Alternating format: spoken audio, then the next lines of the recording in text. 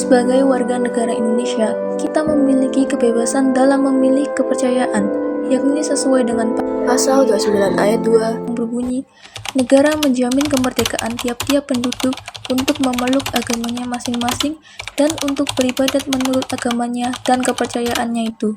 Selamat sore ya. Sorry. Boleh tanya Pak? Boleh. Bagaimana menurut Masnya tentang kebebasan beragama? Untuk kebebasan agama di Indonesia ya. Iya.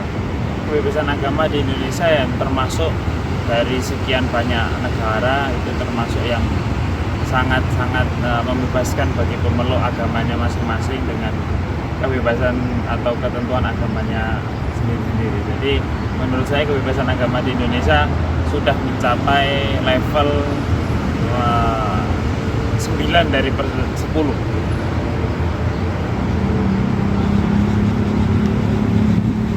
Lalu mengapa kebebasan beragama penting bagi masyarakat Indonesia?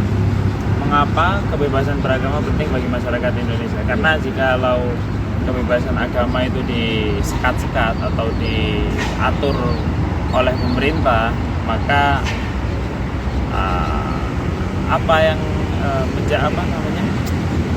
dasar agama kita itu tidak bisa terrealisasikan dengan baik gitu. Jadi memang kebebasan beragama itu memang sangat penting bagi seorang yang taat terhadap agamanya.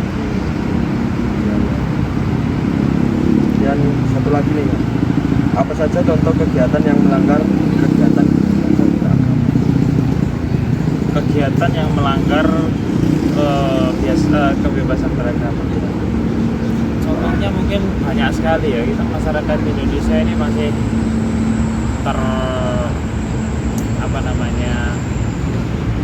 terkait dengan judi, kemudian itu kan sangat-sangat bertentangan dengan agama. Kemudian minum-minuman keras, kan tidak ada agama yang legal kan minum-minuman keras, dan banyak lagi seperti narkoba dan pencurian dan segala macamnya.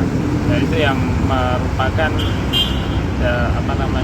hambatan supaya untuk bisa mencapai kebebasan beragama.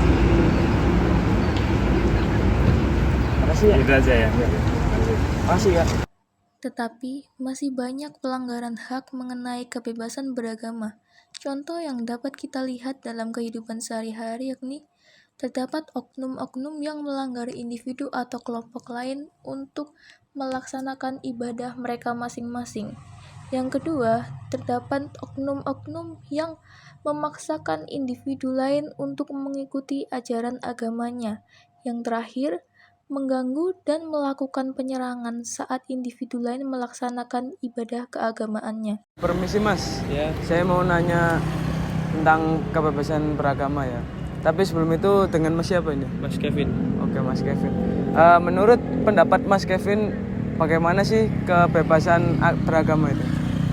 Menurut saya kebebasan beragama itu memang sudah menjadi dasar ya, karena setiap orang memiliki hak untuk menentukan agamanya, entah itu dia ikut orang tuanya atau dia mengenal agama yang mungkin dia lebih percaya saat dia sudah dewasa atau mendapatkan entah hidayah atau hikmah seperti itu.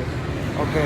Lalu mengapa sih kebebasan beragama itu sangat penting untuk masyarakat kita?